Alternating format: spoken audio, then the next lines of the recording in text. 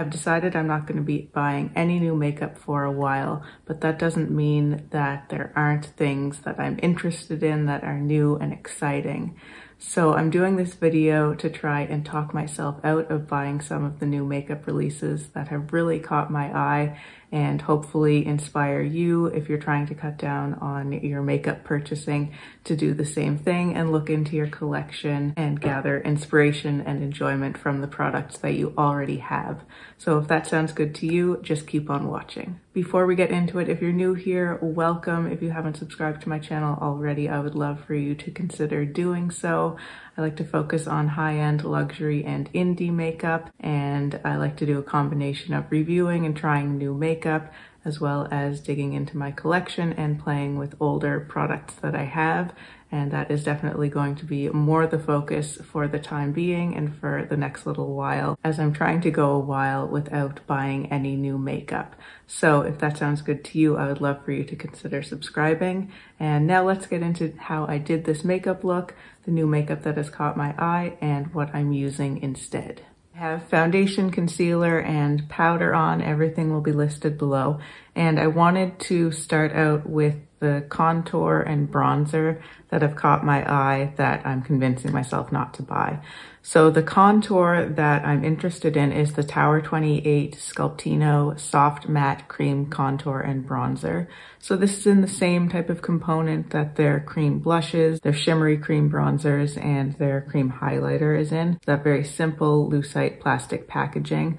I like the packaging, and I just like the idea of trying a matte product from Tower 28. A lot of the time when I'm really wanting to try new makeup, it's more out of curiosity, just to know, what the color is like, how it compares to other things that I have, and what the formula is like, as opposed to actually feeling like I'm missing something like that in my collection. That's very rarely the case because I have so much makeup, and so chances are, even when new products are intriguing to me and catching my eye, I already have something that is going to do basically the same thing as that, and it's more the curiosity that I need to kind of talk myself out of.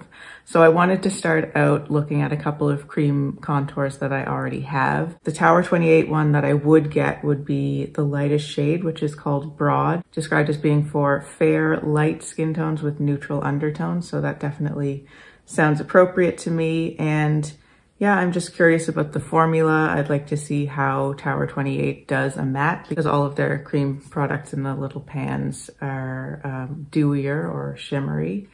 And I'm definitely curious about the color. I'm always curious about how brands decide to do bronzer colors especially for fair skin, because it's something that can be quite tricky. And so I'm always interested in what they come up with and how they compare to other things.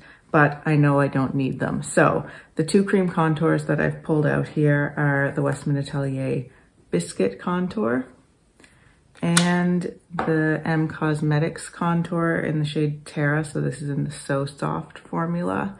It's quite similar in color actually to the Westman Atelier. They both look like they are probably cooler toned than the color of the Tower 28 one. So more true contours. I've been enjoying the M Cosmetics one lately. It's very pigmented, so I find a little bit goes a long way, but I'm gonna go in with that today. So I'm gonna just apply that as I normally do, going into the component with a brush rather than swiping it on my face because I find it too pigmented for that.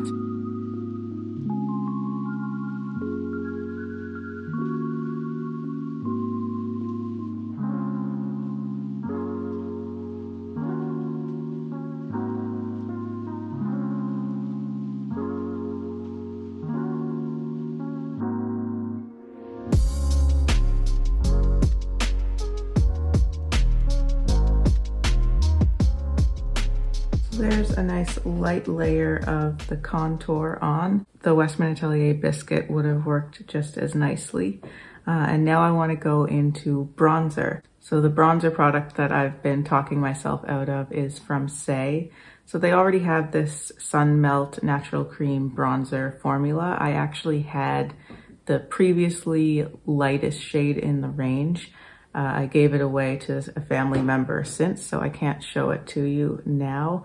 but it's just a really nice, easy cream bronzer formula. It's kind of more of a matte or natural type finish, and just super easy to use. I really like the format and the presentation of it in a tub. I find it just really satisfying to dunk a brush into that type of component and just get the bronzer on your face really quickly. But I do have another cream bronzer that checks all of those boxes. This is the Nars Laguna Bronzing Cream. The reason I was interested in the Saie is they brought out 2 new shades, and one of them is actually lighter than the previously lightest shade. So they now have one that's called Fair Bronze, described as a neutral shade for fair to fair light skin tones.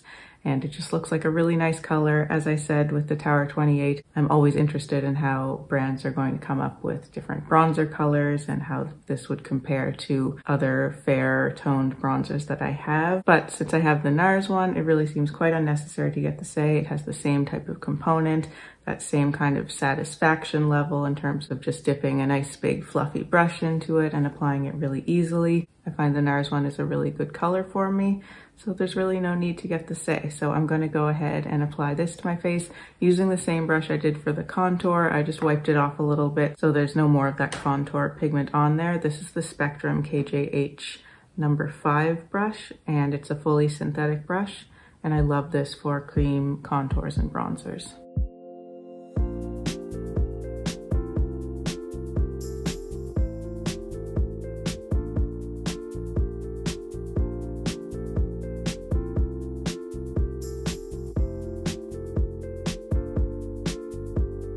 I'm also going to take a little bit of that cream bronzer with the Rephr number 15 brush, nice big fluffy brush, and just get a little bit of that on my eyelids. I'm going to be going in with a purple eyeshadow look, but I want a little bit of that kind of continuity, the bronziness, a little bit of earthiness to ground the look in the background.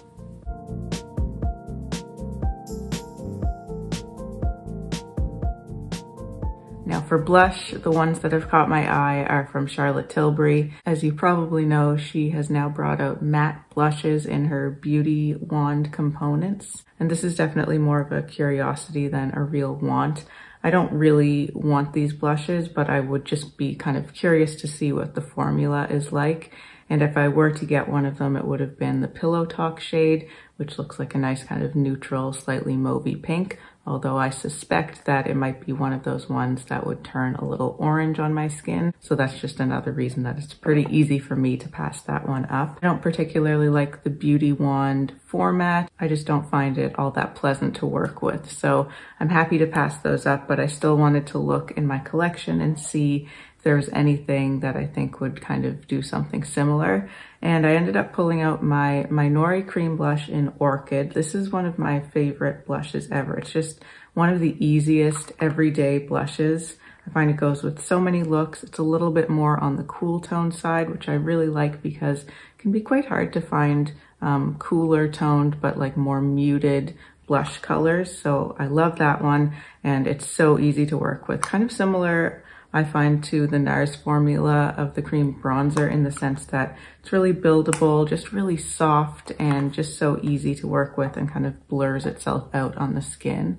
And then the other one I grabbed was the Westman Atelier Mimi blush. And remember, I'm thinking specifically about the Pillow Talk shade. So I actually suspect that the Charlotte Tilbury Pillow Talk might end up looking more like Mimi on my skin, which pulls a little bit warm. It's still a very neutral, really nice muted color and quite light in tone, but it does pull a little bit warmer on me. And I think that's kind of similar to what I expect the Pillow Talk would look like. I'm gonna swatch the Nori next to it here so you can see how that is cooler. This is actually very similar to what the swatch of the Pillow Talk shade looks like on the Charlotte Tilbury website. So there's really no hint of warmth there, much cooler toned, kind of pinky mauve. And these are both kind of more matte, natural finishes like the Charlotte Tilbury. So I thought I'd actually combine these two shades and just kind of have fun with these muted neutral tones. I'm gonna start out, I think, with the Westman Atelier Mimi, and I'll focus that more on kind of the upper part and the backs of the cheeks. and sweep a little onto the forehead and nose and chin, as I always do.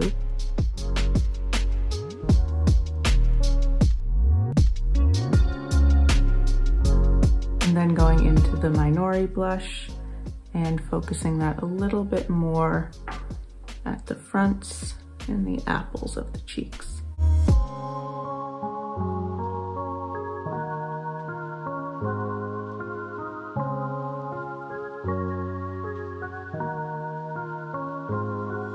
Now for eyeshadows, I'm focusing on another Charlotte Tilbury product. She's brought out 2 new shades of her Hypnotising Pop Shots.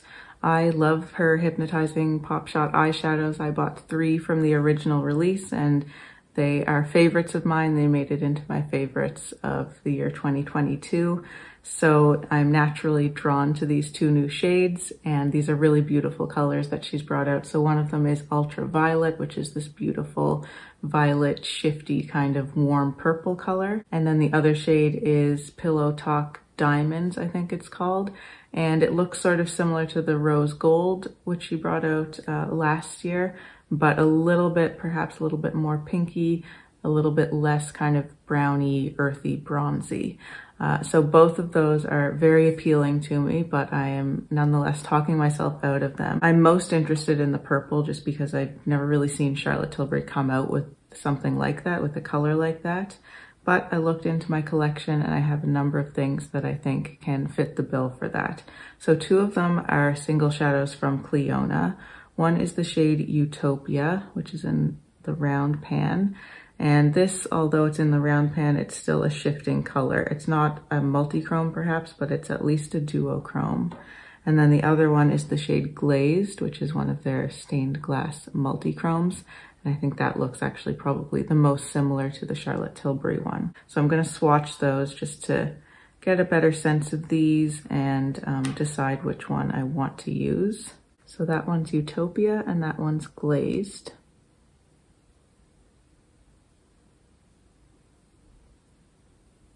Interesting, these are both very, very shifty, but you can see there's a cooler purple base on Utopia and a warmer purple base on Glazed.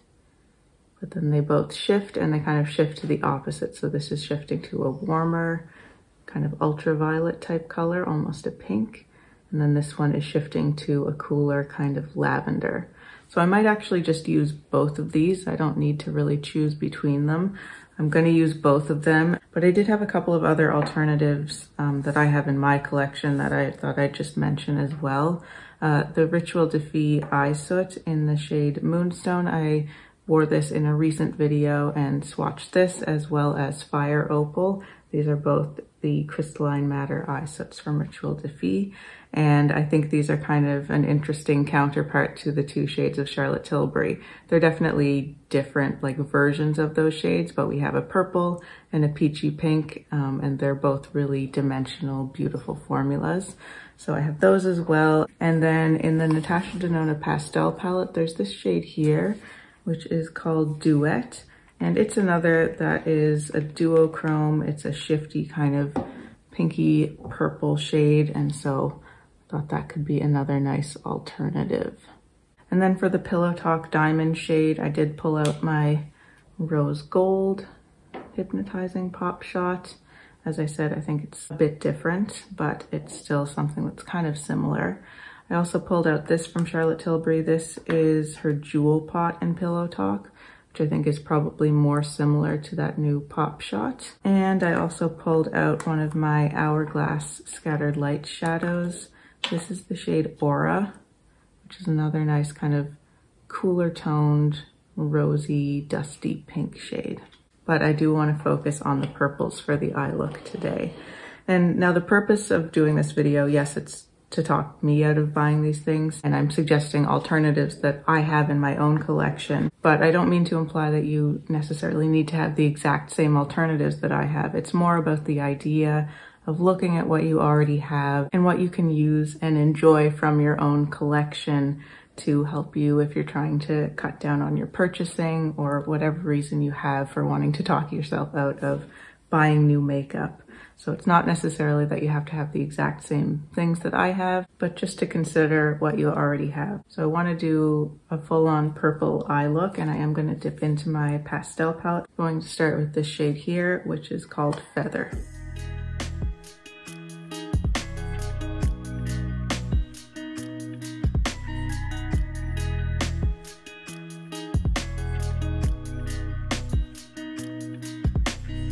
Then I'm gonna try to deepen things up a little bit with this shade here, which is called Bora.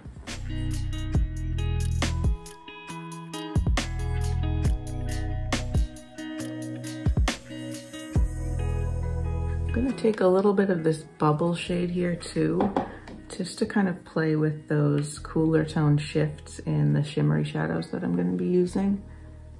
And just kind of feather that right around the edges.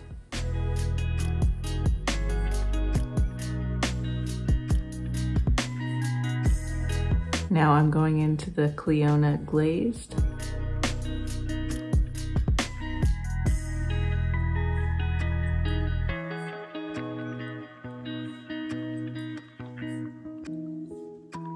I'm gonna try a little bit of Utopia over the center of that just to see how these colors layer. I'm finding when I put Utopia over top of Glazed, it is creating more of that cool toned purple, but you can still see the pinkier purple shifting underneath. And Glazed again in the inner corner.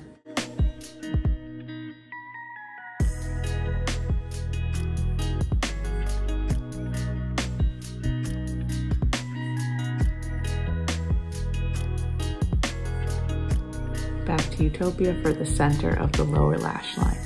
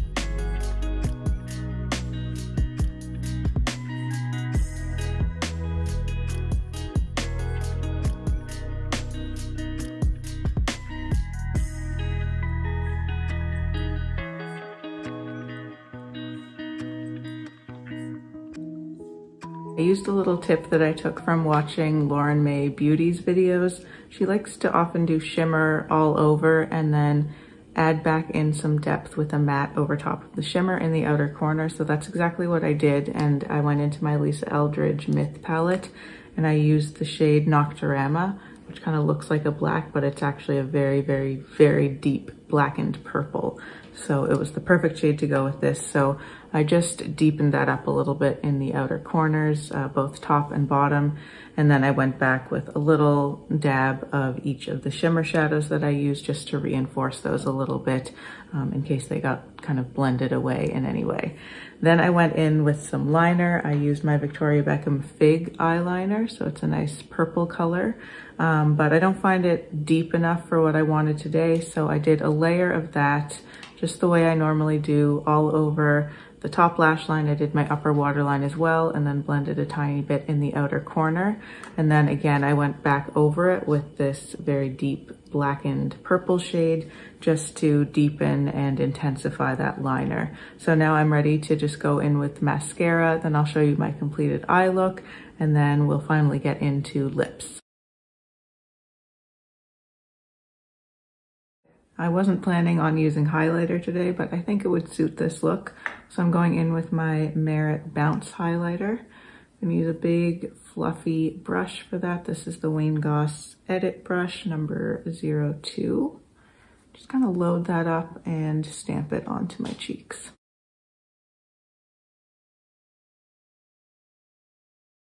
Now the lip product that has been tempting me is from Hourglass. It's their Unlocked Satin Creme lipstick. I'm just drawn to a lot of these shades in this range. They look to be really nice, kind of neutral, muted tones of varying depths and undertones. And I love a creme lipstick, a satin lipstick. So I was really drawn to these. And the shade that I am most interested in is called Tide 302. It's described as a rosy beige. So my impression of these is that they're just more of a traditional satin creme formula. So I went into my collection to look at some of the formulas that I have that are similar, but also some shades that are similar to that Tide shade that I'm interested in.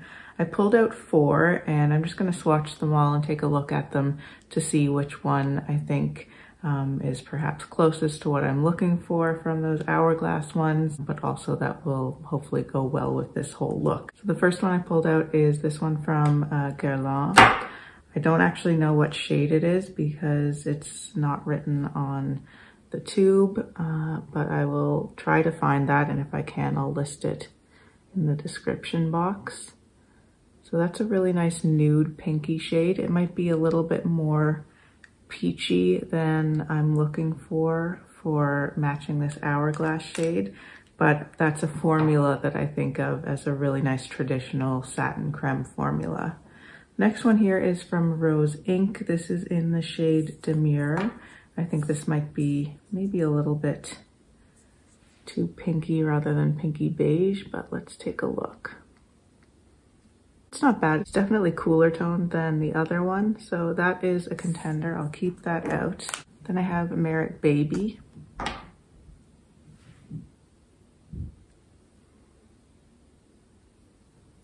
Love this Merit formula. It's super lightweight and their colors are really excellent. That's even closer, I think, to what I'm looking for.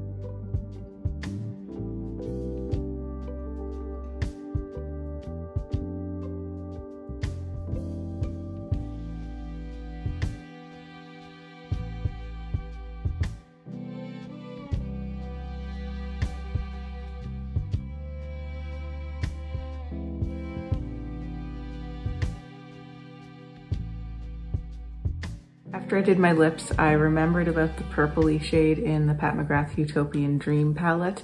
So I decided to go in with a little bit of that and just tap it all over my lids for that extra kind of sparkly effect. And this is what the completed eye look looks like now.